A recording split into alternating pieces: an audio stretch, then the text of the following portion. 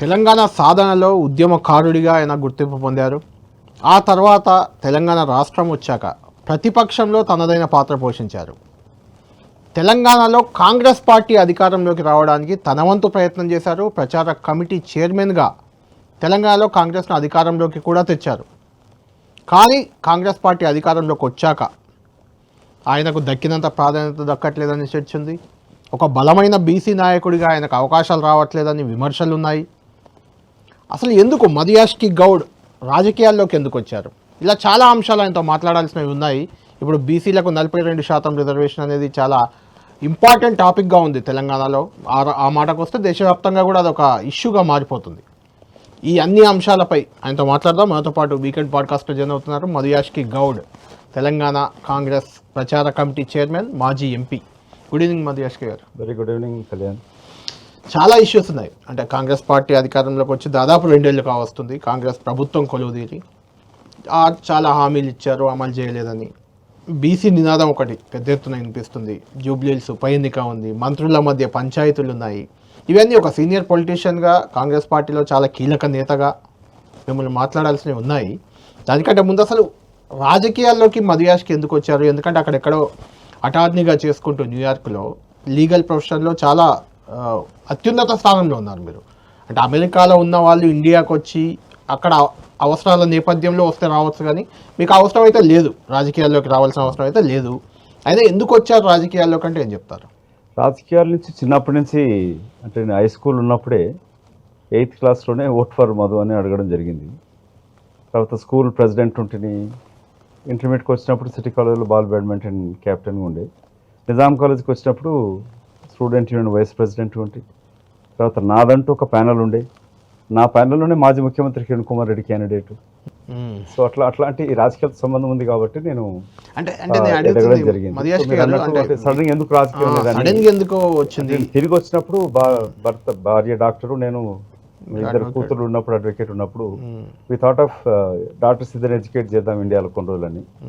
తిరిగి వచ్చి ఇక్కడ నేను లా ఫర్మ్ కొరకు 2002లోనే వర్చువల్ ఆఫీస్ ఇక్కడ స్థాపించడం జరిగింది హైదరాబాద్. నాట్ బ్యాక్ ఆఫీస్, అప్పటికి తెలియదు కూడా, వాయిస్ ఓవర్ అయితే కింద. సో అది ఇక్కడ ఉద్యోగ కల్పన జరుగుతుంది. అటు అమెరికాలో కూడా ఎంతోమంది లాయర్స్కి మనం బ్యాక్ ఆఫీస్ ప్రొవైడ్ చేసినది ఉండే. కానీ వచ్చిన 3-4 నెలలకి అవకాశం వచ్చింది రాజకీయాలు, ప్రత్యక్ష రాజకీయాలకు రావడం. అప్పుడున్న మిత్రులు షబ్బీర్ అలీ కావచ్చు, ఇంక మిగతా పెద్దలు డి శ్రీనివాస్ గారు కూడా ఆహ్వానించి డైరెక్ట్ ఎంపీ కాంటెస్ట్ చేసే అవకాశం వచ్చింది. అట్లా కాంటెస్ట్ చేయడం జరిగింది. అంటే ఎందుకన్న దాంట్లో అంటే మొదటి నుంచి ఉంది కాబట్టి, అంతకుముందే రైతు ఆత్మహత్యలకు చెల్లించిన నా ఫౌండేషన్ ద్వారా అప్పుడు కామారెడ్డి మాసిరెడ్డి మండలిలో చేయడం జరిగింది. సో అంటే నేను న్యాయవాద వృత్తిలో ఉన్నా కూడా రాజకీయాలకి ఎప్పుడు దూరంగా లేను. అటు ఇండియన్స్ని ఆర్గనైజ్ చేయడంలో కానీ, లేక ఇండియన్ కమ్యూనిటీ తోటి ప్రత్యేక సంబంధాలు పెట్టుకోవడం కానీ, ఇండియన్ కౌన్సిల్లో పనిచేస్తున్నప్పుడు ప్రత్యక్ష సంబంధాలు ఇండియన్ అసోసియేషన్స్ ఉండడం కానీ, సో మన నేషనల్ లెవెల్లో, స్టేట్ లెవెల్లో రాజకీయ నాయకులు వస్తే కూడా వాళ్ళతో కలవడం కానీ, ఇవన్నీ సంబంధాలు ఉన్నాయి కాబట్టి నాకు it's not a new field లాగా అనిపించలేదు. It's like part of the life లాగా అయిపోయింది. సో వస్తూనే వ్యాపారాలు చేయకుండా, వ్యాపారం చేసినట్టు అక్కడ అమెరికాలో ఇద్దరం, భార్య డాక్టరు, నేను లాయర్ని, మా సంపాదన మిలియన్లో ఉండగా కూడా తిరిగి రావడం జరిగింది. సో చాలామంది వాళ్ళ రాజకీయ నాయకులు కళ్యాణ్ ఎట్లయిందంటే it's a best profitable business అయిపోయింది రాజకీయం. ఇప్పుడు గతంలో లాగా మీరు అన్నట్టు అట్లా రాజకీయాలు గతంలో ఉన్న వాళ్ళదేమో, మనం సంజీవయ్య గారి కర్నూలు ఇల్లు కూడా చూసినాం. ముఖ్యమంత్రి, ఆల్ ఇండియా ప్రెసిడెంట్ చేసిన వ్యక్తి యొక్క కనీస ఆస్తులు కూడా లేవు. కానీ ఇప్పుడు రాజకీయాలు సర్పంచ్ చేసిన వాడు మెంబర్ కూడా సంవత్సర కాలంలో కోట్లు గడిస్తూ ఉన్నాం. సో లాభసాటి వ్యాపారం రాజకీయం అయింది. నాకు వ్యాపారం కాదు రాజకీయం. నేను జీవితం మొదలుపెట్టి రాజకీయాలకు వచ్చినాను, కానీ రాజకీయం నా జీవితం కాదు. కాబట్టి అధికారం ఉన్నా లేకున్నా, గెలిచినా ఓడినా కూడా మదియాష్కి అలాగే నవ్వుతూ ఉంటాడు, ఆనందంగా ఉంటాడు. రైట్. మదియాష్కి గారు అంటే మీరు వచ్చారు 2002లో ఇక్కడ లీగల్ ఫర్మ్ పెట్టారు, 2003లో మీ ఫౌండేషన్ పెట్టారు, 2004లో ఎంపీగా అవకాశం వచ్చింది. అంటే అంత ఈజీగా మదియాష్కి గారికి ఎంపీ టికెట్ రావడానికి కారణం ఏంటంటే ఏం చెప్తారు? అదే చెప్పిన, ఇంతకుముందు చెప్పింది కూడా కళ్యాణ్. అంటే పర్సన్ చాలా మంది తెలియదు ఏంటంటే, నేను సడన్ గా అమెరికాకి కూడా రాలేదు మీరు, కానీ ఎంపీ టికెట్ వచ్చింది అనుకుంటారు కొందరు. అప్పుడు అన్నారు గాంధీ భవన్ మెట్ల ఎక్కినోడికి టికెట్ వచ్చింది. అవును, అప్పుడు విమర్శలు కూడా వచ్చాయి. ఎన్ఆర్ఐ వచ్చాడు, టికెట్ తీసుకొని వాళ్ళకి అవగాహన లేదు. నా యొక్క బ్యాక్గ్రౌండ్ తెలియదు వాళ్ళకి. ప్రత్యక్షంగా పరోక్షంగా రాజకీయాలు ఎంత అనుబంధం కలిగి ఉందనేది వాళ్ళకి తెలియదు. ఎంత అనుబంధం ఉన్నా టికెట్ రావడానికి చాలా కారణాలు ఉంటాయి. టీఆర్ఎస్ తోటి అలయన్స్ కుదిరినప్పుడు నిజామాబాద్ టికెట్ కొరకు ఎవరు అడుగుతలేరు కూడా. అవును, అలయన్స్ కుదిరినాక సరే శివశంకర్ గారు, హనుమంతరావు గారు, పోటీకి వచ్చారు అక్కడ, ముగ్గురు పోటీకి వచ్చినారు. అవును, అంతిమంగా సోనియా గాంధీ గారు వాయులారావు గారిని పంపించి పి శివశంకర్ గారు పార్టీ వదిలిపెట్టి పోతారంటే కూడా సరే పోయినని చెప్పి ఒక యువకుడికి ఎన్ఆర్ఐకి అని చెప్పి టికెట్ ఇవ్వడం జరిగింది. డి శ్రీనివాస్ గారు ముఖ్య పాత్ర పోషించినాడు పిసిసి అధ్యక్షుడిగా. సో నేనేమంటున్నానంటే అప్పుడు ఎందుకు టికెట్ రాగలిగిందని అంటే ఒక ఎన్ఆర్ఐ ఖర్చు పెట్టుకోగలుగుతాడు. నేను ఆ విధంగానే మొత్తం జిల్లా అంతా ఖర్చు నేనే పెట్టడం జరిగింది. ఖర్చు పెట్టుకున్నారు. ప్రతి ఎలక్షన్స్ కూడా నేను పార్టీ నాకు ఇవ్వలేదు, నేను పార్టీకి పెట్టారు. ఆ రోజుల్లో పార్టీకి పెట్టే వాళ్ళు కూడా లేరు వాస్తవానికి. కరెక్ట్,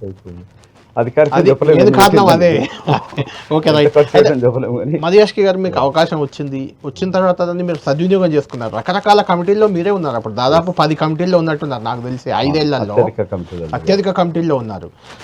రాహుల్ గాంధీ కూడా చాలా సన్నిహితుడిగా మారిపోయారు. ఆ సమయంలోనే దగ్గర అయ్యారు. రాహుల్ గాంధీ మధుయాష్కి ఇద్దరు చాలా సన్నిహితులని మీడియాలో వచ్చింది, బయట టాక్ కూడా అది ఉండేది. అంత దగ్గరైన మధుయాష్కి మళ్ళీ నెక్స్ట్ 2009లో టికెట్ రావడానికి చాలా కొంచెం ఇబ్బంది ఎదురైనట్టే అనిపించింది. అప్పుడు 2004-09 నుంచి మధ్యన కళ్యాణ్ గారు ఏమైందంటే తెలంగాణ ఉద్యమం ఊసిపడతా ఉండే. రాజశేఖర్ గారు మోస్ట్ పవర్ఫుల్ కంట్రీ. ఆయన తెలంగాణ రాష్ట్రానికి అలయన్స్ పార్టీ అధికారంగా ఉన్నా కూడా వ్యతిరేకంగా ఉండే, ప్రాంతీయ పార్టీ లాగా విభజన వద్దనేది ఆలోచనతో ఉండే. That's fine. అవును, నేను అనుకుందంటే నేను ఏ నియోజకవర్గానికి ప్రాతినిధ్యం వహిస్తున్నానో, ఏ ప్రజల కొరకు అయితే పోరాటం చేస్తున్నానో, చిన్న రాష్ట్రాలతో అభివృద్ధి ఏ విధంగా చెందుతుంది, 60 ఏళ్ళు కలిసి ఉన్నా కూడా ఒకే గౌడ కులస్తులం ఎక్కడున్నా కూడా మన సంబంధం ఆంధ్ర నుంచి తెచ్చుకోము, తక్కువ ఉంటుంది. అట్లా వివిధ కులాలలో కూడా కలిసి లేము, తిండి ఆచారాలు కూడా వేరు వేరు, పండుగలు వేరు, ఇవన్నీ ఉన్న క్రమం లేవనుకున్నానంటే అంటే ఇవన్నీ ఒకెత్తు అవుతే అసలు నిజంగానే పిల్లల భవిష్యత్తు కొరకు రాష్ట్ర విభజన జరిగితే బాగుంటుందని ఆలోచించాను.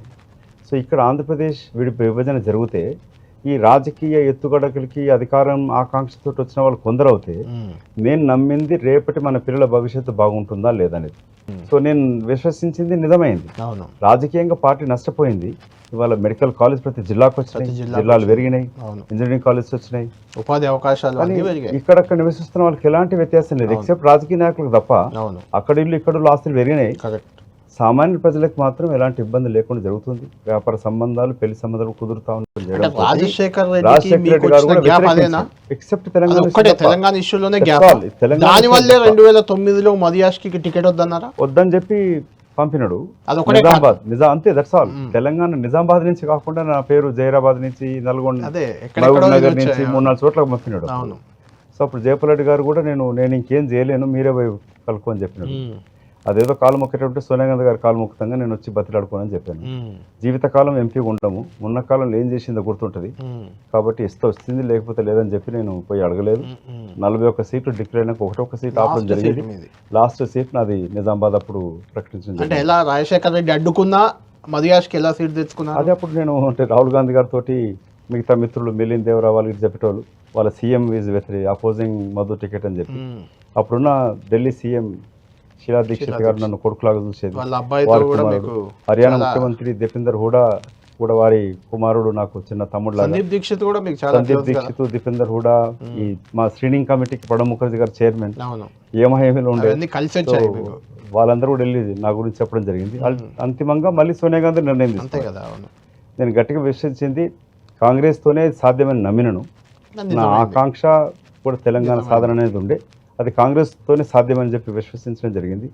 ఒక దశలో బీఆర్ఎస్ పార్టీ నాయకులు వచ్చేసి అన్న మీరు రాజీనామా చేయండి, వచ్చేసి మళ్ళీ మిమ్మల్ని భుజాలపై ఎత్తుకొని గెలిపిస్తామని చెప్తే నేను చెప్పాను నేను ఆల్రెడీ ఎంపీ ఉన్నా కదా, రాజీనామా చేస్తే రాష్ట్రం రావాలి కానీ రాజకీయ లబ్ధి కొరకు కాదు ఇది.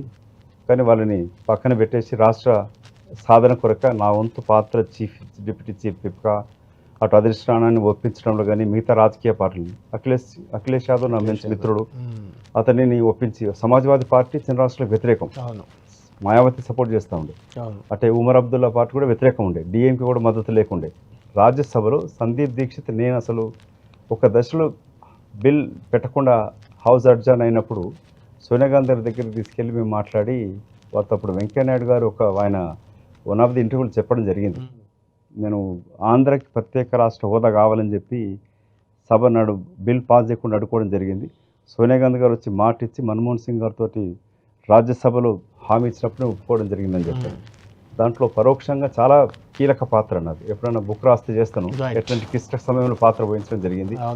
లోక్సభలో బిల్లు అడ్డుకోవడానికి సోనియా గాంధీ గారి పైన, అటు మీరా కుమార్ పైన దాడి చేయడం ప్లాన్ జరిగిండే. అప్పుడు విజయశాంతి గారు మీరా కుమార్ గారికి అడ్డుగా నిలబడి అడ్డుకోవడం జరిగింది. సోనియా గాంధీ గారికి మేము ఒక వలయం నిలబడి ఆపడం జరిగింది.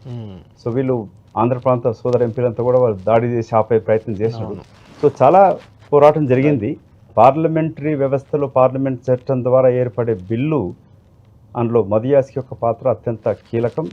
మోర్ దెన్ కేసీఆర్ నేను బల్లగుద్ది చెప్పగలుగుతున్నాను. అది కేసీఆర్ ఒప్పుకుంటాడు.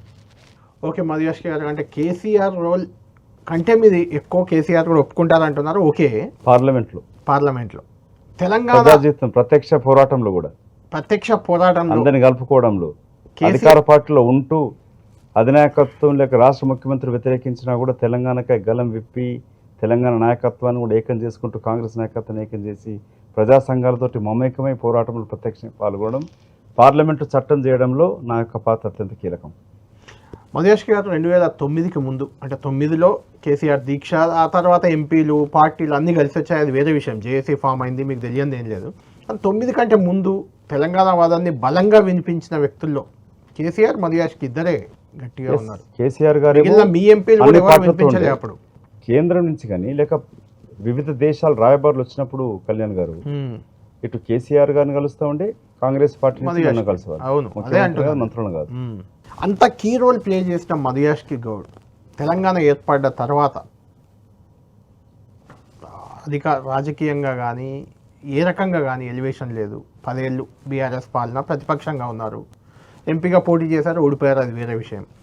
తెలంగాణ ఇప్పుడు కాంగ్రెస్ అధికారంలోకి వచ్చాక కూడా మధుయాస్కి ప్రాధాన్యత లేదు, పట్టించుకోవట్లేదు. రాహుల్ గాంధీకి అత్యంత సన్నిహితుడని మధుయాస్కి చెప్పుకుంటారు. ఆయన కాంగ్రెస్ పార్టీ ఏం గుర్తింపించింది అనే ఒక విమర్శలు కానీ, లేకుంటే మీ అభిమానులు అనే మాటలకు కానీ ఏం చెప్తారు? అట్లా ఎప్పుడన్నా అనిపిస్తుంది అలా? కొన్నిసార్లు అట్లా నాకేమనిపిస్తుంది అంటే, ఆంధ్ర ప్రాంత సోదరులు కొంచెం శాపం పెట్టేమనిపిస్తుంది మీకు. సో అంటే రాజకీయంగా ఆర్థికంగా బలపడినా కూడా, మొన్న ఏఐసిసి సెషన్ అహ్మదాబాద్ జరిగినప్పుడు సోదరు రఘువీరారెడ్డి గారు ఒక మిత్రుడితో చెప్తున్నాడు, వీడికి ఇతనే కీలకం, రాష్ట్ర విభజనలో అధినాయకత్వం ఒప్పించడం మధుయాస్కి కీలకం, అసలు రాష్ట్ర విభజన కొరకని చెప్పారు.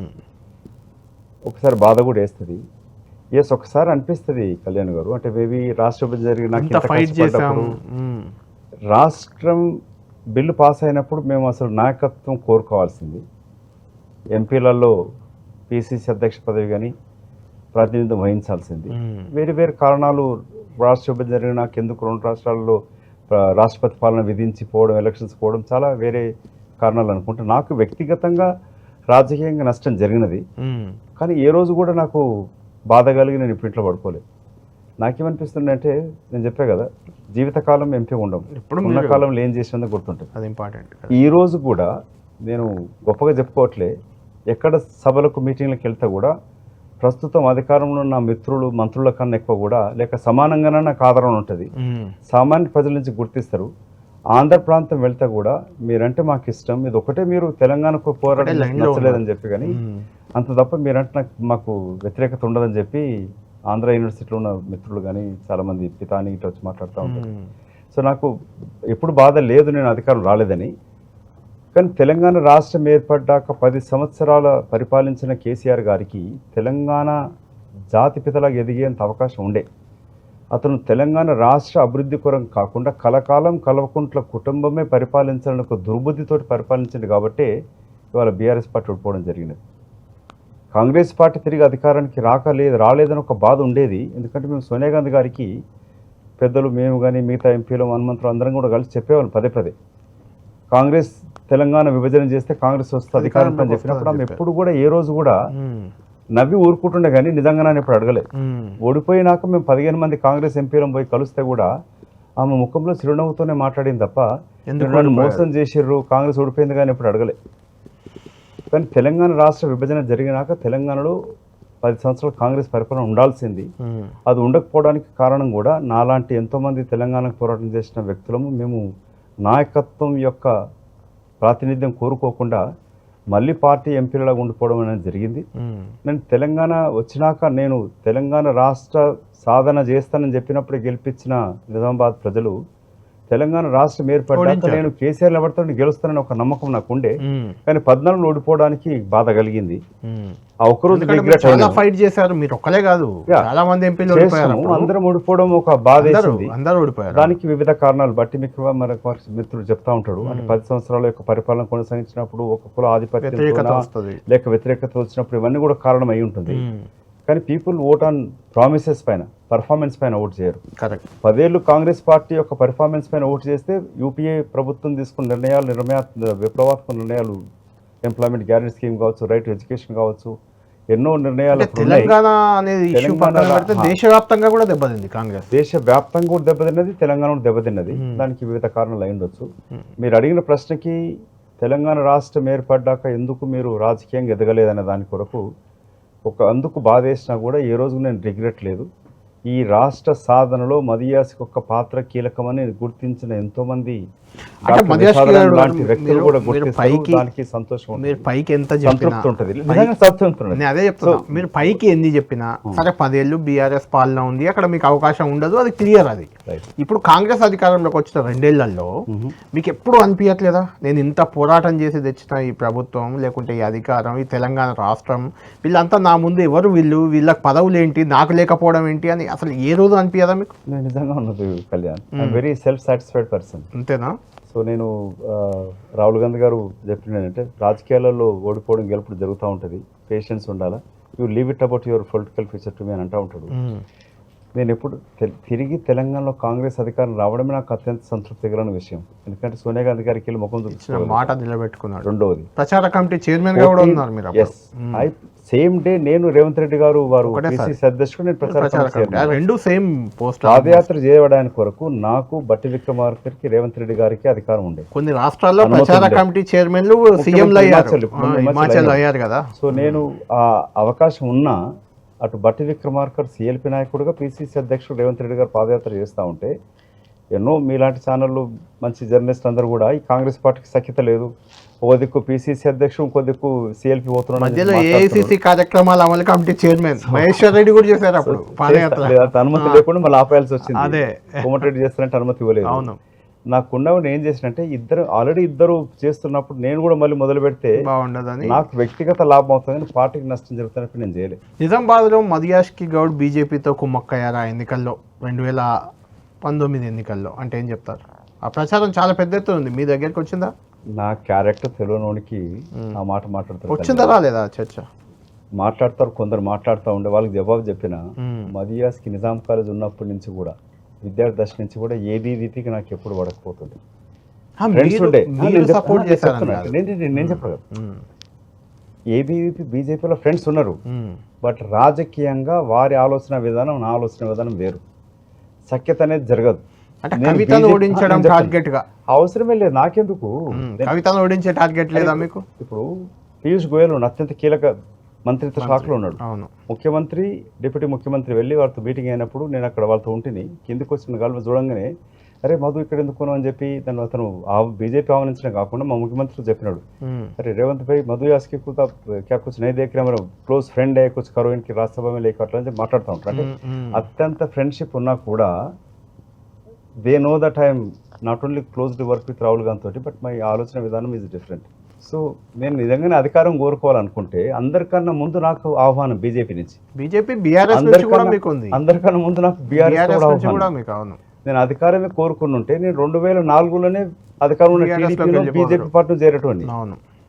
సో నాకు అధికారం ముఖ్యం కాదు, నాకంటూ ఒక క్యారెక్టర్ ఉంది, నాకంటూ ఒక రాజకీయ విలువలు ఉన్నాయి, నాకంటూ ఒక రాజకీయ ఆలోచన విధానం ఉన్నది. కాబట్టి ఆ విలువలని కాంప్రమైజ్ కావాలనుకుంటే ఎప్పుడు అధికారం ఉంటాను. మదియాష్కి గారు, మీరు తెలంగాణ ఏర్పాటు సందర్భంగా, బిల్లు సందర్భంగా అప్పుడు అధినాయకత్వానికి సోనియాకి, రాహుల్ గాంధీకి కూడా చాలా దగ్గర. మీరు అప్పుడు తెలంగాణ కాంగ్రెస్ నాయకుల ముఖ్యమంత్రి పోస్టుపై ఉన్న ఆసక్తి, ఆ పోస్టుపై ఉన్న ఏమనాలి దాన్ని, ఒక ఆశ, దానివల్లే బీఆర్ఎస్ విలీనం ఆగింది, అప్పటి టీఆర్ఎస్ విలీనం ఆగింది అనే చర్చ ఉంది బయట. అప్పుడు ఏమైందంటే కళ్యాణ్ గారు, కేసీఆర్ గారు యావత్ కుటుంబంతో వెళ్ళి సోనియా గాంధీ గారిని కలవడం జరిగింది. అవును, విలీనం చేస్తా అని చెప్పారు. ఈ వాజ్ రెడీ. అవును, కానీ సోనియా గాంధీ గారిని కలిసినప్పుడు నాకు ముఖ్యమంత్రి కావాలని ఒక నా జీవిత లక్ష్యం, ఆశ, వాట్ ఎవర్. కేసీఆర్ అడిగారు అది? అడిగాడు. ఇంకా ముఖ్యమంత్రి మేము కాలేమని విలీనాన్ని అడ్డుకున్నారు కొంతమంది మీ నాయకులే అంటారు. అది అడిగినప్పుడు ఏమన్నదంటే, మేడం సోనియా గాంధీ గారు మా ఇన్ఛార్జ్ జనరల్ సెక్రటరీ దిగ్విజయ్ వారి కలవమని చెప్పినారు. దిగ్విజయ్ సింగ్ గారు స్వతహాగా తెలంగాణ రాష్ట్ర ఏర్పాటుకు వ్యతిరేకం. సోనియా గాంధీ ఆదేశించినప్పుడు నేను చేస్తున్నాను తప్ప నేను మధ్యప్రదేశ్ విభజన జరిగి నష్టపోయానని చెప్పేవాడు. సో అతను వెళ్ళి కలిసినప్పుడు నిన్న కేసీఆర్ గారి యొక్క సమావేశం దిగ్విజయ్తో జరుగుతుంది. అతను సమావేశమైన నెక్స్ట్ డే విజయశాంతి గారు BRS MP, TRS party Arvind Reddy MLA ఇద్దరు కాంగ్రెస్ లో చేరారు. Obviously wrong strategy. కేసీఆర్ గారు నేను నా పార్టీ విలీనము అలయన్స్ నన్ను వీకెండ్ చేసి చేర్చుకోవడం అని చెప్పి అతను రెండో మీటింగ్కి వెళ్ళలేదు. కాంగ్రెస్ పార్టీ తెలంగాణ నాయకత్వం ఏమనుకున్నదంటే, తెలంగాణ ఇచ్చడం కాదు మనం గెలిచిపోతాము అనేది ఒకటి ఉంటుండే. అప్పుడు పిసిసి అధ్యక్షుని ఎన్నిక కూడా తప్పది. ఆ దశలో జయపాల్ రెడ్డి గారునో ఇంకెవరిని చేస్తుంటే పరిస్థితి వేరు. కొన్ని రాజకీయ ఎత్తుగడల్లో తప్పులు జరిగినప్పటికీ కాంగ్రెస్ పార్టీ అధికారం కోల్పోవడం జరిగింది తెలంగాణ ఇచ్చినాక కూడా 2014. సో దానికి ఎన్నో కారణాలు ఉన్నాయి, అవన్నీ మీకు కూడా కొన్ని తెలుసు. సో దానికని చెప్పి రాలేదు. కానీ తెలంగాణ రాష్ట్ర అదొక కారణం అవుతే, రెండవది కేసీఆర్ గారు మీరు ఒకటి గమనిస్తే, తెలంగాణ నేను తెచ్చిన నా కోట అని చెప్పి అడగలే. 2 బెడ్రూమ్లు ఇల్లు ఇస్తా, 3 ఎకరాలు ఇస్తాను, ఉద్యోగ కల్ప 1,00,000 ఉద్యోగాలు ఇస్తా, ఇవన్నీ ఎన్నో ప్రామిసులు. పీపుల్ ఆల్వేస్ ఓట్ అనే promise. Double bedroom, KG to PG ఉచిత విద్య ఇవన్నీ చెప్పాడు కదా. సో 3 ఎకరాల పొలం కాడికి వెళ్ళి. సో పీపుల్ ఓట్ అనే promise, not on performance. Perception creation కూడా ఇదవుతుంది. కాబట్టి అప్పుడు కాంగ్రెస్ ఓడిపోవడానికి ఎన్నో కారణాలు, ఇది కూడా ఒక కారణం జరిగింది. కూడా మార్పు లేకుండా జంపింగ్ ఇష్యూ వచ్చింది కాబట్టి, ఇంక్లూడింగ్ మీరు పోటీ చేసి ఓడిపోయిన సుధీర్ రెడ్డి కూడా జంపింగ్ ఎమ్మెల్యేనే. ఆయనకు ప్రజలు మద్దతు ఇచ్చారు అక్కడ. మరి ఈ జంపింగ్ ఎమ్మెల్యేలకు ప్రజలు మద్దతు ఇస్తున్నారు. రాహుల్ గాంధీ చెప్తాడు ఈ ఫిరాయింపుల చట్టాన్ని మార్చేయాలి, ఇట్లా ఫిరాయించగానే పదవి పోవాలని రాహుల్ గాంధీ అంటాడు. ఇక్కడ చూస్తే మీ కాంగ్రెస్ నేతలేమో అక్కడ బీఆర్ఎస్ వాళ్ళని తీసుకుంటూ ఉంటారు. మీ నియోజకవర్గం అంటే మీ పార్లమెంట్ నియోజకవర్గం జీవన్ రెడ్డి గారు రోజు పంచాయతీ అక్కడ స్థానిక ఎమ్మెల్యేతో ప్రతి చోట ఎమ్మెల్యేలు మారిన చోట అయినా ఎందుకు మీరు ఎమ్మెల్యేలను ఎందుకు తీసుకుంటున్నారు, ఫిరాయింపులను ఎందుకు ప్రోత్సహిస్తున్నారు అని ఎప్పుడైనా మీ నాయకత్వాన్ని, మీ లీడర్షిప్ను మీరు అడిగారా? అంటే మధుయాష్కి గౌడ్ దీనికి వ్యతిరేకం కాబట్టి అడుగుతున్నా. తప్పకుండా. నేను మొన్న లాస్ట్ మీటింగ్ ఖర్గే గారు కేసీ వేణుగోపాల్ వచ్చినప్పుడు కూడా ఎక్కడైతే పటిష్టమైన కాంగ్రెస్ పార్టీ నాయకత్వం ఉన్నదో, ఇమీడియట్గా ప్రభుత్వం ఏర్పడ్డ వెంటనే 4 రోజులనే కూలిపోతుంది అని చెప్పి కేసీఆర్ గారు ప్రకటన చేయడం, కిషన్ రెడ్డి గారు కూడా ఈ ప్రభుత్వం, రేవంత్ రెడ్డి గారి ప్రభుత్వం 100 రోజులు కూడా బతకదు అంటే అందరు చెప్పిందే.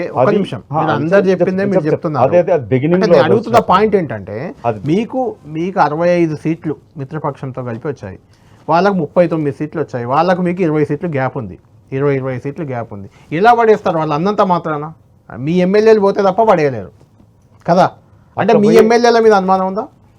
పోయొచ్చు కదా. కర్ణాటకలో జరిగింది. అంటే ఇక్కడ కూడా పోయే ఎమ్మెల్యేలు ఉన్నారా మీకు? మధ్యప్రదేశ్ జరిగింది. ఇక్కడ ఉన్నారా పోయే ఎమ్మెల్యేల? ఇక్కడ కూడా ఉంటది కదా. అలా పోయే ఎమ్మెల్యేలు ఉన్నారా అని మీరు అనుకుంటారు కదా? అఫ్ కోర్స్ ఉంటారు. ముఖ్యమంత్రి కావాలని ఆశ ఉన్న వాళ్ళు ఉంటారు కదా. ఒక మంత్రి ఇట్లాగా మాట్లాడుతుంటే 4 ఏళ్ళకి వచ్చి ముఖ్యమంత్రి ఎప్పటి నుంచి ఏడుస్తా ఉంటే అని చెప్పినాను. ఎందుకు ఏడుస్తున్నావా? నువ్వు కళ్ళు మూసుకోకసారి వాళ్ళు కాంగ్రెస్ రాకుండా అదే కేసీఆర్ అంటే నువ్వు ఎక్కడ ఉంటుంటివి, మంత్రుడు కాకపోతుంటివి కదా, నువ్వేంది అట్లా మాట్లాడుతున్నావు అన్నాడు.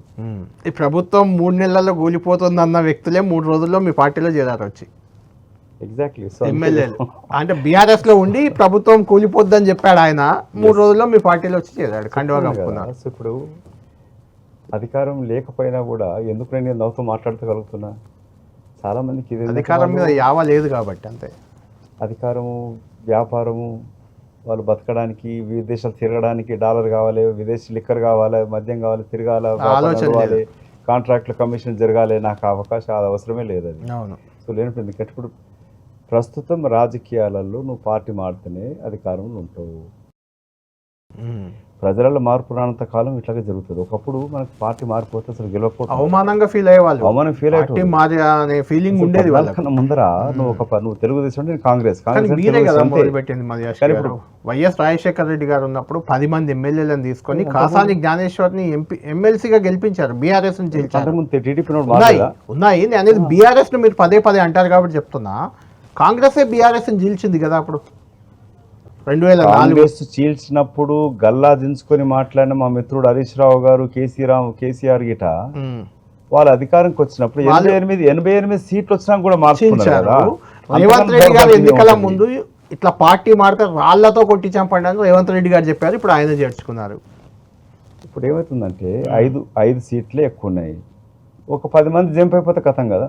రేవంత్ రెడ్డి గారిని దించేయాలని చెప్పి నేను ముఖ్యమంత్రి అవుతానని చెప్పి పదవి కాపాడుకోవడమే లక్ష్యమా? ఇప్పుడు బీజేపీ పార్టీ కాంగ్రెస్ ఉన్న ఒక నాయకుడికి డబ్బు ఎరజూపో ఇంకా ముఖ్యమంత్రి చేస్తారని చెప్పేసేస్తే రేవంత్ రెడ్డి వెనుకపోవడం రెడీగా ఉంటారు. ఇప్పుడు బీజేపీతోనే మీ పార్టీలో ఉన్న కొంతమంది కీలక నేతలు కానీ ఇంక్లూడింగ్ రేవంత్ రెడ్డిని కూడా అంటుంటారు బీఆర్ఎస్ నేతలు బీజేపీతో టచ్లో ఉన్నారని. నమ్ముతారా మీరు? నేను అస్సలు నమ్మను. రేవంత్ రెడ్డి అని కాదు, మీ పార్టీలో ఉన్న నేతలు ఎవరైనా బీజేపీతో టచ్లో ఉన్నారని నమ్ముతారా? ఇప్పుడు ఎందుకుంటారు?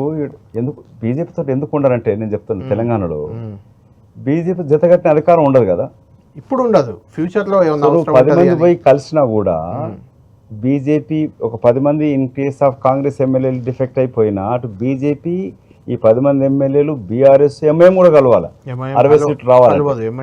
కాబట్టి కుదరదు అది. అవును. కాబట్టి తెలంగాణలో రేవంత్ రెడ్డి సర్కార్కి ఎలాంటి డోకా లేదు, వారు ముఖ్యమంత్రినే కొనసాగుతారు. వారు మొదటిసారి ముఖ్యమంత్రి అయినా కూడా నేను ఓపెన్గా ఆనెస్ట్గా చెప్తా ఉన్నాను, is doing performing very well. ఈ రేవంత్ రెడ్డి చివరి ఓసీ ముఖ్యమంత్రి తెలంగాణకి, నెక్స్ట్ కాబోయేది బీసీ ముఖ్యమంత్రి అని ఒక చర్చ పెద్ద ఎత్తున జరుగుతుంది. నెక్స్ట్ బీసీ ముఖ్యమంత్రి అవుతారా? అంటే బీసీలకు మీరు పెద్దపీట వేస్తామంటున్నారు, 42% రిజర్వేషన్ అంటున్నారు, మీ ముఖ్యమంత్రిని చేయరా? మరి నిన్న నేను అత్యంత గౌరవించే విషాదరణ గారు మాట చెప్పినాడు, మీ గురించి చెప్పారు, నేను కూడా విన్నాను. నా గురించి పక్కన పెట్టి బీసీ కులగణన జరిగింది, బీసీ యొక్క రిజర్వేషన్ జరగాలని చెప్పి ఊర్లలో మాట్లాడుతున్నారు. బీసీ నాయకత్వం ఎక్కడ ఉన్నది? అదే అంటున్నాను నేను. 2 రెడ్లు పోటీ చేయంగా ఒక బీసీ అయినా మధుయాసి కూడా కొట్టిర్రు. అవును. నా కులస్తులు కూడా మొత్తం ఓటేయలే, గౌడ్లు కూడా బీసీలు ఎక్కడ ఓటేసిర్రు. అవును. సో బీసీలలో ఆ చైతన్యం రానంత కాలం బీసీ ముఖ్యమంత్రి అయిపోతారని చెప్పి ఇంట్లో కూర్చొని కళ్ళ గంట అవుతుందా? లేక ఇంకో రెడ్డి లాస్ట్ ముఖ్యమంత్రి అని చెప్పి ఇంట్లో కూర్చొని టీవీల ముందు మాట్లాడినంత మాత్రాన ముఖ్యమంత్రులు అవుతారా? అంటే మధుయాష్కి గారు ఎలా ఎదగాలి? మీరు 42% చట్టసభల్లో స్థానిక ఎన్నికల్లో ఇస్తామంటారు, చట్టసభల్లోకి వచ్చే వరకు బీసీలకు ఎమ్మెల్యే టికెట్లు ఇవ్వరు, ఇచ్చిన 7-8 సీట్లు కూడా పాత బస్తీలో ఇస్తారు, ఎలా ఎదిగిస్తారు? కాంగ్రెస్ పార్టీ కదా ఎదగాలి, అది చేయాలి. మరి ఖర్గే గారు ఏం చెప్పారు తెలుసా? మా కాంగ్రెస్ పార్టీ జాతీయ నాయకుడు, మా కాంగ్రెస్ పార్టీ రెడ్డి నాయకత్వాన్ని చూపిస్తూ అరే తుమ్లో ఖర్చు కరో భాయ్, బీసీ నాయకులకి ఇచ్చిన దగ్గర ఉన్కే పాస్ పైసే నీయే, ఉనికి ఖర్చు కరికే తోడా అని చెప్పినాడు. టికెట్లు కూడా ఇవ్వట్లేదు కదా మీరు, ఎలా సాధ్యం అవుతుంది? నాయకత్వం రావాలంటే మీలాంటి వాళ్ళు చొరవ తీసుకోవాలి, లేకుంటే మీ పార్టీ తీసుకోవాలి. 42% ఇస్తున్నామని దేశవ్యాప్తంగా రాహుల్ గాంధీ చెప్తున్నారు, ఇక్కడ టికెట్లు ఇవ్వరు, ఇచ్చే సీట్లు కూడా ఓడిపోయే సీట్లు ఇస్తారు. ఇప్పుడు ఏమైందంటే ఖర్చు పెట్టాలి, 10 రూపాయలు ఖర్చు పెడితే 1000 కోట్లు సంపాదించేంత అవకాశం అధికారం రాగానే వస్తున్నది. అది వరకు వస్తుంది, వ్యాపారం ఉన్న వాళ్ళకి వస్తున్నది. ఈ బీసీలో ఫస్ట్ మీరు అన్నట్టు టికెట్లు రావు, ఇచ్చినా గెలవనియరు, గెలుస్తానికి డబ్బులు ఇవ్వరు, గెలిచే సీట్లు ఇవ్వరు, గెలిచే అవకాశం ఉంటే డబ్బులు ఇవ్వరు, ఎవడు పొట్టని గెలుస్తారంటే ముందే గుంజేస్తారు, మద్దతుదారులతోటి గెలిపనియరు, ఓట్లు వేయనియరు. సో వచ్చినాక కూడా ఏమవుతుందంటే మన రాహుల్ గాంధీ గారు ఏమన్నారంటే 42% రిజర్వేషన్ స్థానిక, that is separate, but I wanted to see whether we promised కాంట్రాక్ట్లు ఇస్తామని చెప్పాము, ఆర్థికంగా ఎదగడానికి కొరకు చేస్తే అవి చేస్తున్నామని చెప్పి అడిగినాడు. దాని కొరకు ఎంపవర్మెంట్ కమిటీ అంటూ ఒకటి ఏర్పాటు జరిగింది, కంచాయలే గారు, జస్టిస్ వీళ్ళకి. సో మీకు కోరుకునేది ఏంటంటే అధికారానికి వచ్చినప్పుడు ఏమవుతుందనంటే అన్ని వనరులన్నీ మీ చేతులు ఉంటున్నప్పుడు, బీసీ ఫస్ట్ అది రాజకీయ నిర్ణయ అధికారం చేతులు ఉన్నప్పుడు ఇవన్నీ ఎదగడానికి కూడా అవకాశం ఉంటుంది, ప్రయత్నం చేస్తూ ఉంటారు. అంటే మధుయాష్కి గారు బీసీలను కాంగ్రెస్ పార్టీ అనుగదొక్కుతుంది, పైకి మాత్రం 42% బీసీ రిజర్వేషన్లు అది ఇదని బీసీలకు ఏదో తామేమో అండగా ఉన్నట్టు చెప్తుంది అని ఒక విమర్శ ఉంది. ముందు ఎక్కడ చూసా మహేష్ కుమార్ గౌడ్ పీసీసీ చీఫ్ 42% రాలేదు, అది కాలేదు, పోలేదు, రేవంత్ రెడ్డిని నేను రేవంత్ రెడ్డి కాదు రేవంత్ గౌడ్ అని అంటే రెడ్డిని మీరు బీసీలో కలుపుకొని ఆయన్నే మీ నాయకుడు అని మీరే చెప్తుంటే ఎలా ఎదుగుతారు బీసీలు నాయకత్వం? రాజకీయ చైతన్యం రావాల్సిందే. రేవంత్ రెడ్డి గారు ఒక రెడ్డి కులస్తుడు అయి ఉన్నా కూడా రాహుల్ గాంధీ గారు ఆశించినట్టుగా కులగణన జరిపి బీసీ రిజర్వేషన్స్ కొరకు చిత్తశుద్ధితోటి బిల్ చేసి పంపించడం జరిగింది. చిత్తశుద్ధి అంటారా? అది ఎందుకు నేను అడుగుతానంటే, మీరు ఒక అటార్నీ, అడ్వకేట్, మీకంటే ఎక్కువ లీగల్ నాలెడ్జ్. అఫ్ కోర్స్ నేను ఎల్ఎల్బి చేసిన అడ్వకేట్ని కాదు నేను, కాబట్టి చెప్తున్నాను. సుప్రీంకోర్టు జడ్జిమెంట్లు చాలా ఉన్నాయి. 50% రిజర్వేషన్ల క్యాప్ ఉంది. అది దాటాలంటే 9th షెడ్యూల్లో అప్పుడు పెట్టి తమిళనాడులో ఇచ్చారు, కానీ ఇప్పుడు ఆ 9th షెడ్యూల్లో పెట్టినా ఆ జ్యుడిషియల్ రివ్యూ కూడా అవకాశం ఉంది మళ్ళీ దానికి. కాబట్టి అది కూడా సాధ్యమయ్యేలా లేదు. అంటే 50% రిజర్వేషన్ల క్యాప్ పార్లమెంట్లో ఎత్తేస్తే తప్ప, రాజ్యాంగ సవరణ చేస్తే తప్ప రాని దానికోసం మీరు బిల్లు పెట్టాను, తర్వాత గవర్నర్కి ఆర్డినెన్స్ ఇచ్చాను, జీవో ఇచ్చాను, హైకోర్టు, సుప్రీంకోర్టు అన్నింటిలో రివర్స్గా మీకు తీర్పులు వస్తుంటే, అంటే బీసీలను మభ్యపెట్టే ప్రయత్నం అనేది మీకు అనిపించట్లేదా? ఇది ఇవాళ కేంద్ర ప్రభుత్వం, తెలంగాణ రాష్ట్ర ప్రభుత్వం ఇంక్లూడింగ్ వాళ్ళ బీజేపీ పార్టీ ఎమ్మెల్యేలు మద్దతు ఇచ్చినప్పుడు కేంద్ర ప్రభుత్వం యొక్క నైతిక బాధ్యత దీన్ని ఆమోదించి పంపడం. అదే అంటున్నాను, అసెంబ్లీలో రాష్ట్ర పరిధిలో లేని అంశాన్ని కేంద్రం చేయాల్సిన పనిని మీరు ఇక్కడ ఏదో చేస్తున్నారు, ఇది మభ్యపెట్టడం కాదా అని. కాదు, ఎందుకంటే రాష్ట్ర అసెంబ్లీ బిల్లు చేయకుండా కేంద్ర ప్రభుత్వం సుమోటగా ఆర్టికల్ 9 కింద మార్చలేదు. రిజర్వేషన్స్ పెంపొందించడానికి అధికారం కేంద్ర ప్రభుత్వానికి లేదు. రాష్ట్ర ప్రభుత్వం బిల్లు చేసి పంపకపోతే రేవంత్ రెడ్డి గారు చేసిన ప్రయత్నం, తన వంతు భాగంగా ఈ రాష్ట్ర ముఖ్యమంత్రిగా అసెంబ్లీలో బిల్లు పెట్టి పంపించడంలో ఎలాంటి ఆశ కానీ మోసం కానీ లేదు. అది పార్టీ విధాన ప్రకారం, ఇది నేషనల్ పార్టీ. ఇప్పుడు రేవంత్ రెడ్డి గారి యొక్క వ్యక్తిగత ఇష్టాల కన్నా కేంద్ర నాయకత్వం యొక్క ఆదేశాలు అమలు చేయడమే కాంగ్రెస్ పార్టీ రాష్ట్ర ముఖ్యమంత్రులకు ఉన్న బాధ్యత గల జాబ్. అది వాళ్ళు చేసి తీరాల్సిందే. చేయాలి. అప్పుడున్న కేంద్ర ప్రభుత్వంలో ఏ విధంగా అయితే ఒత్తిడి తీసుకొచ్చినామో, ప్రజా ఉద్యమంగా మారినప్పుడు అది జరిగి తీరుతుంది.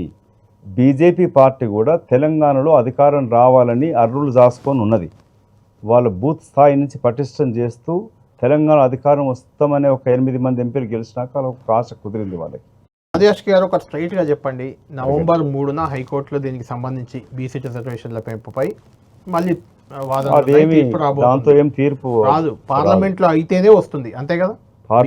కూడా తెలంగాణ లేదు. ఒకటి జస్టిస్ ఈశ్వరయ్య గారు కొన్ని సూచనలు చేసినారు, వారు ముఖ్యమంత్రి గారు కూడా చెప్పడం జరిగినది. పొలిటికల్ బ్యాక్వర్డ్నెస్ని ప్రూవ్ చేయాల్సిన అవసరం ఉండే అని చెప్పినట్టు.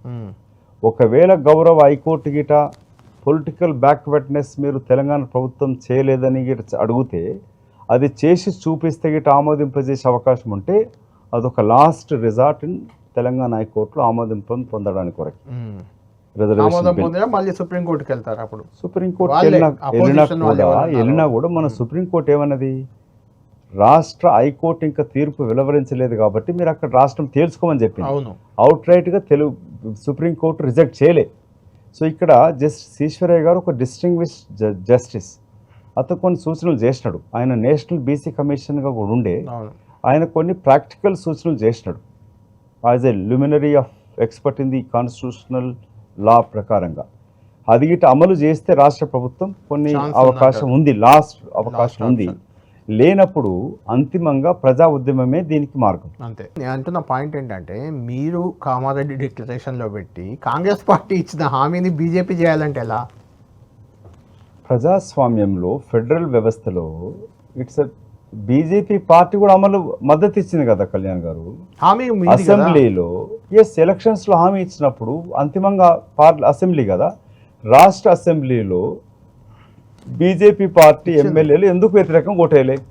ఇది మేము ఇచ్చిన హామీ కాదు, మాకు సంబంధం ఎందుకు ఓటేయలే? వాళ్ళు ఓటు మద్దతు తెలిపారు కదా, అవసరం కాబట్టి తెలిపారు. మరి తెలిపినప్పుడు ఇది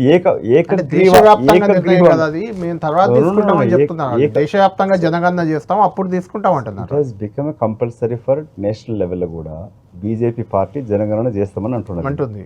చేసినాక కులగణన చేయాల్సిందే. రాహుల్ గాంధీ గారు దేశం మొత్తం అంటబెట్టినాడు. అది అవుద్ది, కాంగ్రెస్ దేశవ్యాప్తంగా పార్టీ యొక్క భవిష్యత్తులో భవిష్యత్తు. అయ్యే అవకాశం ఉంది. కానీ కాంగ్రెస్ ఇప్పుడు తెలంగాణలో పార్టీ భవిష్యత్తు పరిస్థితి కూడా సోషల్ ఇంజనీరింగ్, సోషల్ జస్టిస్ తోనే తిరిగి అని మీరు అధికారానికి అంటున్నారు రాగలుగుతుంది అని మీరు అంటున్నారు. అని రాహుల్ గాంధీ గారు పూర్తిగా అదే విశ్వసిస్తున్నారు. కాంగ్రెస్ పార్టీ సోషల్ ఇంజనీరింగ్ అని ఇంత బాగా చెప్తుంది, అది మీ కాంగ్రెస్ పార్టీలోని వాళ్ళే నమ్మట్లేదు. మీకు ఒక చిన్న ఇంట్రెస్టింగ్ ఒక బయట మీకు వినిపిస్తాను. మీ పార్టీ నాయకులు, మీ పార్టీతో సంబంధం ఉన్న వాళ్ళు, అఫ్ కోర్స్ ఆమె అందులో మెంబర్ కాకపోవచ్చు కానీ ఒక మంత్రి కుమార్తె, ఆమె ఏముందో ఒకసారి వినండి, చూడండి.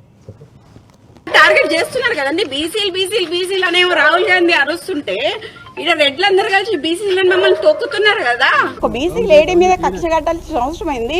దే ఆర్ స్ట్రాంగ్ లీడర్స్ అండి. వరంగల్లో ఇలా 5 నియోజకవర్గాలని ప్రభావితం చేసే బీసీ లీడర్లను దొక్కాలి అని చూస్తున్నారు. ఆ 2 బీసీ లీడర్లను దొక్కితే ఏమొస్తుందండి? కడియం శ్రీహరికి ఏమొస్తుంది, వీళ్ళందరికీ ఏమొస్తుంది? రైట్, బీసీ లీడర్లను తొక్కేస్తున్నారు రాహుల్ గాంధీ ఏదో చేస్తుంటే అని పేర్లు కూడా చెప్పింది ఆమె, చాలా మంది ఒక సామాజిక వర్గం నేతల పేర్లు. సుహాసినితో ఒకసారి మాట్లాడడం జరిగింది. She has very social commitment తోటి బాలికలకి ఈ శానిటరీ ప్యాడ్స్ రాష్ట్ర మొత్తంలో సప్లై చేయడానికి కోరుకుంటూ ఒక ఫౌండేషన్ ద్వారా, అవును, చిన్నమ్మ ఫౌండేషన్ దీని పేరు, దాంతో చేయాలని వారి కూతురు చిన్న పాప 9 years 11 years అనుకుంటే చేసింది. ఒకసారి మాట్లాడడం జరిగింది వాళ్ళతోటి. సరే, ఈ విషయంలో మాట్లాడినప్పుడు నేను లేకుంటే కానీ నేను విన్నానది.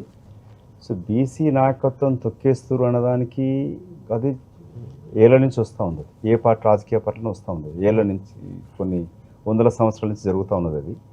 అది కంటిన్యూ జరుగుతూ ఉంటుంది. అది బీసీలను తొక్కేస్తారు అనేది వాస్తవం, అది జరుగుతూ ఉంది. ఎందుకు తొక్కేస్తారు మరి? తొక్కకుండా మీరు ఎందుకు ఆపలేకపోతున్నారు? కార్పొరేషన్ చైర్మన్లు ఇస్తే వాళ్ళకి మంత్రి పదవుల్లో 2, 3 ఉన్నాయి అంతే. కొండా సురేఖ, మొన్న శ్రీహరి, వాకిటి శ్రీహరికి ఇచ్చారు, పొన్నం ప్రభాకర్, 3 ఉంది మంత్రివర్గం మొత్తంలో, 3 బీసీలు.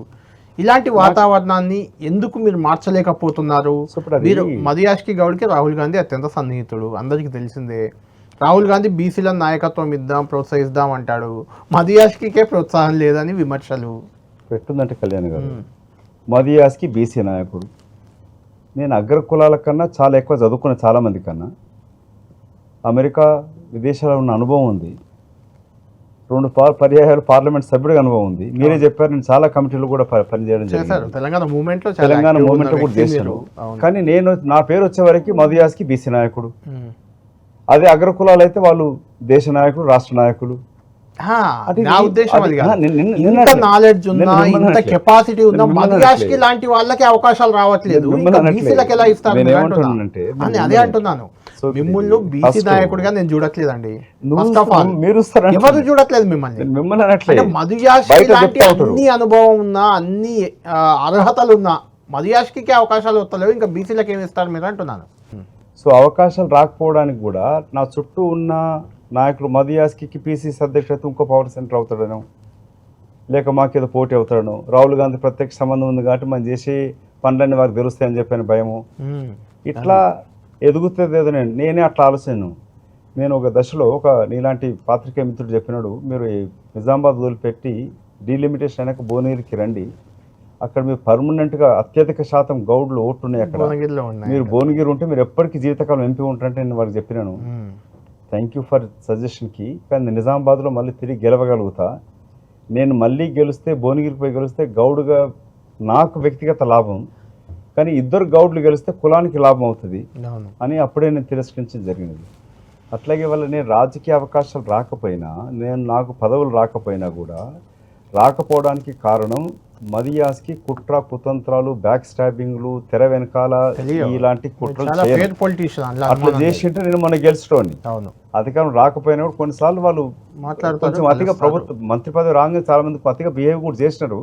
అందుకు ఒక మంత్రికి నేను మెసేజ్ పెట్టిన, కాలం ఎప్పుడు ఒక తీరు ఉండదు, అధికారం శాశ్వతం కాదు మిత్రమా అని. తెల్లారి పరిగెత్తుకొచ్చిన మంత్రి. సో ఇట్లా అంటే మదియాష్కి గారు పీసీసీ చీఫ్ రేస్లో మదియాష్కి మహేష్ కుమార్ గౌడ్ ఇద్దరు ఒకే సామాజిక వర్గం, ఒకే ప్రాంతం. అంటే మీరు ఎంపీగా కట్ చేశారు, ఆయన నిజామాబాద్ జిల్లానే.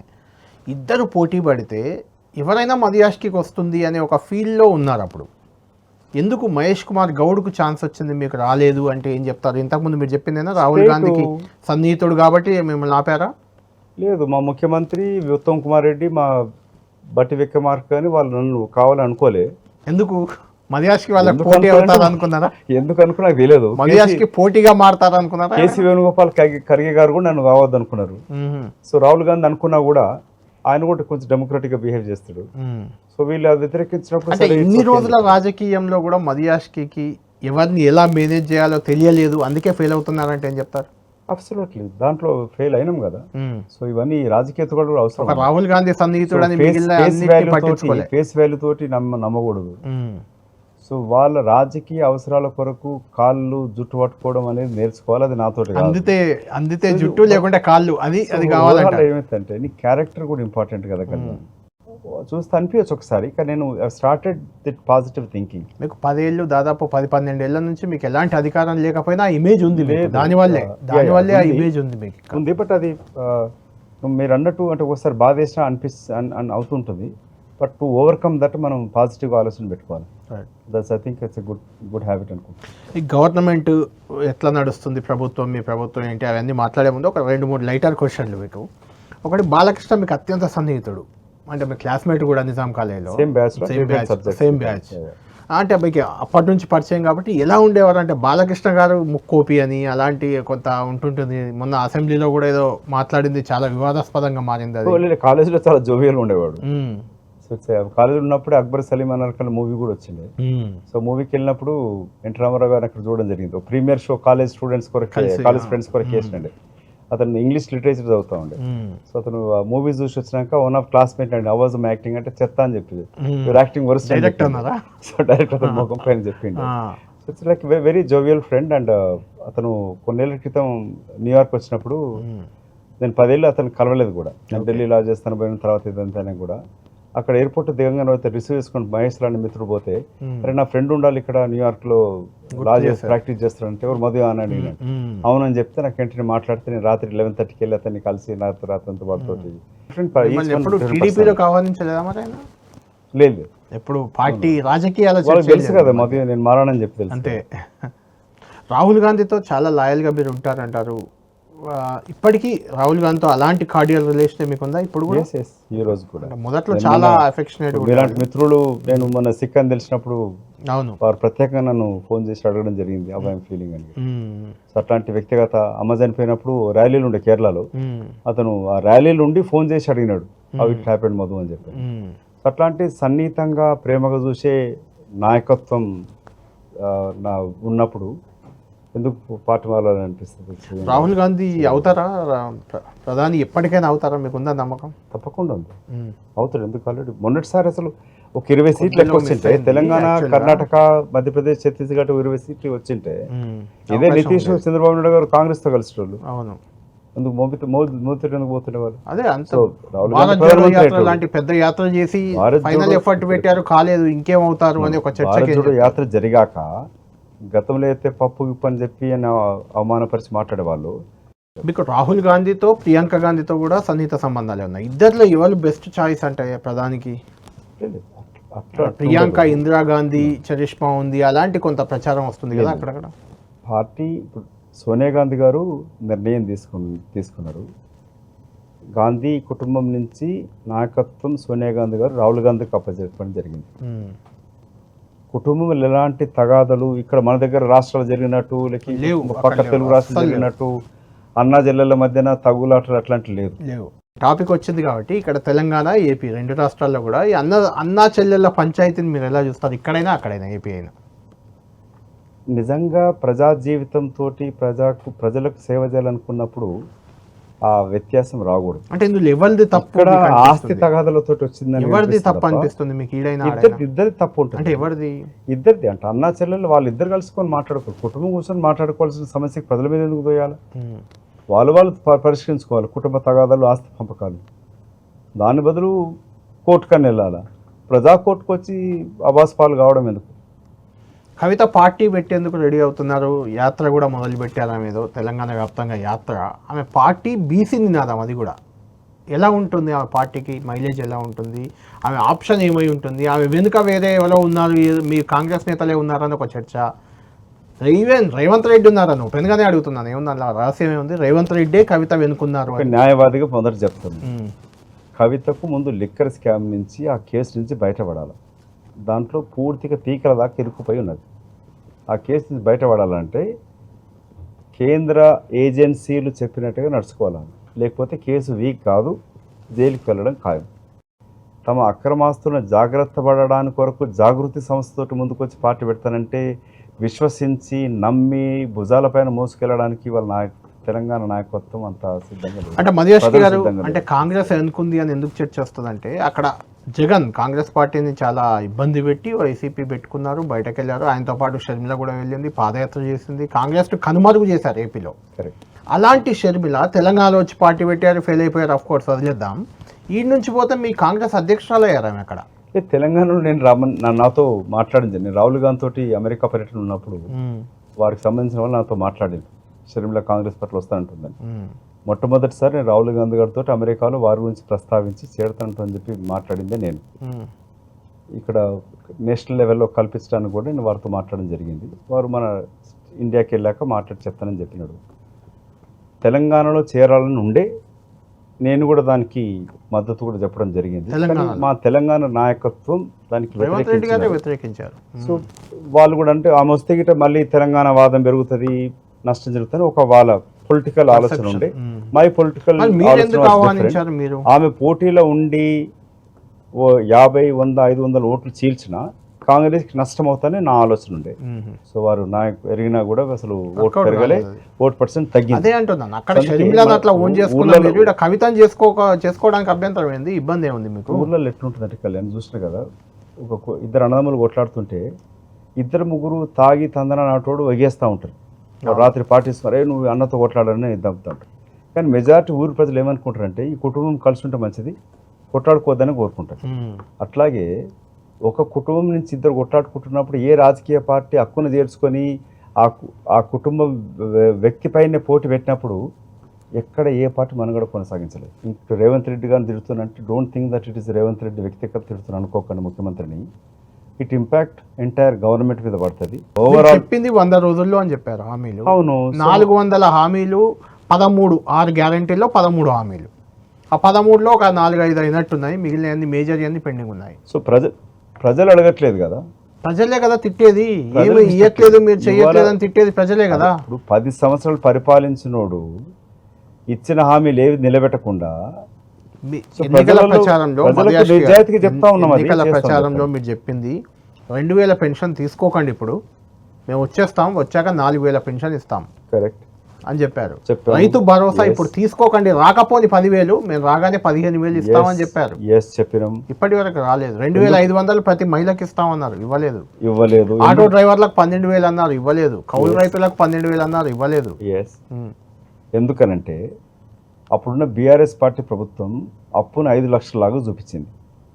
అధికారంకి వచ్చే వరకు అధికారిక లెక్కలు వాళ్ళు ఎప్పుడు ఇవ్వలేదు. మీరు 2,20,000 ఇప్పటికి మీరు 22 నెలల్లో 2,20,000 అప్పు చేసింది కాంగ్రెస్ ప్రభుత్వం. ఒకటి అనుకున్న దానికన్నా అప్పులు ఉండడం ఎక్కువ, రెండోది ఆర్థిక ఆదాయం కూడా తగ్గింది రాష్ట్ర ప్రభుత్వం. తగ్గింది, అవును కరెక్ట్. సో ఓవరాల్ బిజినెస్ లో ఉన్నది, ఎకానమీ మొత్తం పడిపోయింది. కాంగ్రెస్ కారణాలు ఉన్నాయి. కాంగ్రెస్ ప్రభుత్వం పై నమ్మకం లేక పడిపోయింది అంటే ఏం చెప్తాను? అది బేస్లెస్ ఆర్గ్యుమెంట్. అది ఎందుకు పడిపోయింది అంటారు? మరి ఓవరాల్ మార్కెట్, ఇంటర్నేషనల్ మార్కెట్ పడిపోయింది. ఇవాళ మీరు అమెరికా నుంచి మీకు తెలుసు ఎంతమంది ఎన్ఆర్ఐ ఇన్వెస్ట్ చేస్తారు. మధుయాష్కి గారు, మీ ప్రభుత్వంపై, మీ ముఖ్యమంత్రిపై మంత్రులకే నమ్మకం లేదని ఒక చర్చ. కొండా సురేఖ వాళ్ళ కూతురు ఇష్యూమాని చూసాము. తర్వాత మీ పొన్నం ప్రభాకరు, లక్ష్మణ్ కుమార్, ఇంకా ఘోరం అది. దున్నపోతు అంటే ఒక మంత్రిని ఇంకో మంత్రి అనుకోవడం, తర్వాత క్షమాపణలు చెప్పించుకోవడం, ఈ గందరగోళం.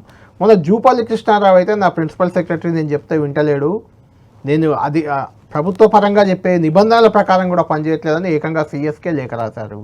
ఏంటి ఇంత గందరగోళం? అంటే పాలనా వైఫల్యం ఇది? అస్సలు కాదు. ఇవన్నీ మీరు చెప్పిన సమస్యలపైన తిరిగి నేను మాట్లాడితే ఇంకో కొత్త కాంట్రవర్సీ అవుతుంది.